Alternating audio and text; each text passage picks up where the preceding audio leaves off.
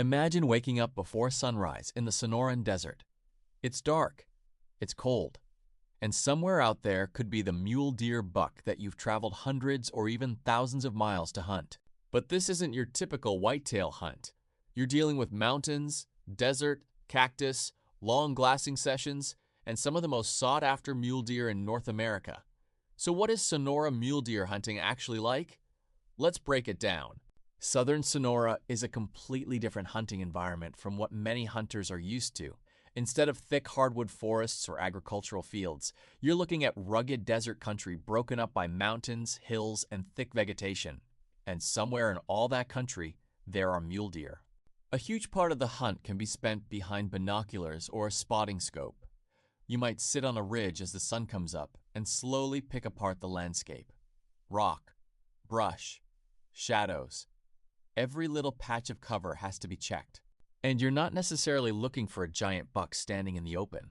Sometimes you're looking for an ear, a flick of a tail, a piece of an antler, or movement that lasts for only a second. That's what makes finding a mature mule deer so exciting. You can stare at the same hillside for an hour and see nothing. Then suddenly, there he is. And finding the buck is only the beginning. Once you spot a deer, you have to figure out exactly what you're looking at. Is it a buck? How big is he? What kind of antler growth does it have? This is where it really matters. A good buck can look completely different depending on the angle, lighting, and distance. And in the desert, the heat and shimmering air can make judging animals at long distances even more difficult. So once the decision is made, the hunt changes. You're no longer just looking. Now you have to get close. This is where things get interesting. You might have spent hours finding a buck, but one bad move can end the hunt. Mule deer have incredible eyesight, and there's often very little room for error when you're trying to cross open country. You have to think about terrain, the wind, your route, and where the deer is likely to be when you finally get there. A ridge that looks like the perfect approach from a distance might turn out to be completely exposed. So you back out. Find another route and start again. Sometimes the hardest part of the hunt isn't finding the buck. It's figuring out how to reach him.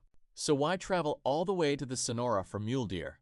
For a lot of hunters, it's the opportunity to pursue some truly impressive bucks in a completely different environment.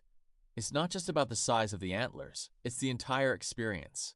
You're hunting a different landscape, using different strategies, and spending your days looking across huge stretches of country. And when you finally find the buck you've been searching for, you know exactly how much work went into getting there. A Sonora mule deer hunt isn't just about walking around the desert looking for mule deer. It's a game of patience, glassing. It's understanding the terrain. It's making the right move at the right time. And sometimes it's sitting on the same mountain for hours waiting for one buck to make a mistake. But that's what these hunts so exciting. Because you can spend an entire day seeing nothing, and then, in a matter of seconds, everything can change. And that's what a Sonora mule deer hunt is really like.